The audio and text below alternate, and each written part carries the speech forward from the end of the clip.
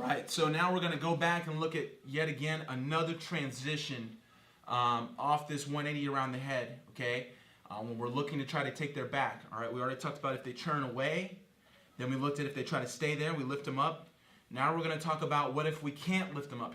We're trying, but he's resisting, and we can't get enough space to throw our hook in for the back, all right?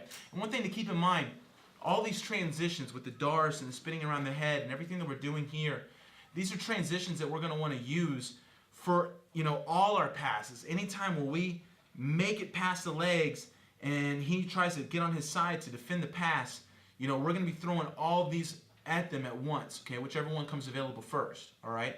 So these are going to be very stable transitions that we're going to use for our whole passing game for the no-gi, all right? So everything's the same. We put them down, double ankle, throw, clear. We start to come in. We use the 180. We spin around, lock our under over here. All right, he didn't churn, so we couldn't put our hook in. So we step, and we start to try to lift him up, okay? Now, it's very common once we, attempt to lift him up, he's going to feel that we're trying to expose his back, and he's going to almost like try to drive against that and keep himself down, okay? And one thing I'm really looking to pay attention to is if he's using his head. He's going to be using his head and his whole body when I'm doing this to push himself back down, okay? So what I'm going to do in that time, I'm going to let go of my under over and I'm going to control his wrist, okay? So my hand's going to go right to his wrist right here, all right? And my arm is going to come over in the front. And we're going to look at how we can transition this straight to the north-south choke. So I'm here. I start to try to lift him up. He's resisting. I check that wrist. I'm going to let him go down and throw my arm around. Just like this, okay? Now, I want you guys to see my body position from behind here. When I throw my arm over, I'm sprawling down, okay? Just like this. Now, the main thing I need to pay attention to is his chin. All right? If he tries to turn his chin into me, I'm going to use my ribs to pass his head over to the other side. So when I throw this over and I sprawl back, I'm going to use my ribs. You see how I turn his face. So now he's in position to be choked. Now from here, I want to slide down really low.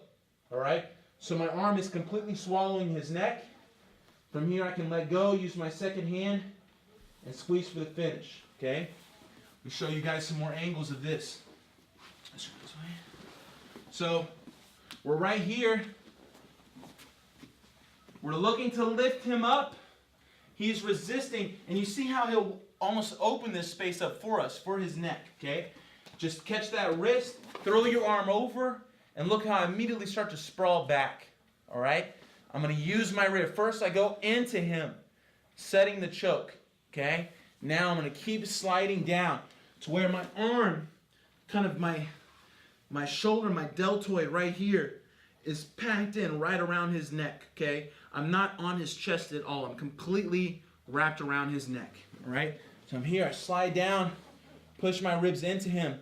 I keep going down, keep my head low. From here, I'm just going to grab the outside of my hand and just pretend this is a guillotine, okay? I'm just going to squeeze, let my body do all the work, and get the tap. All right? Again, let's go front.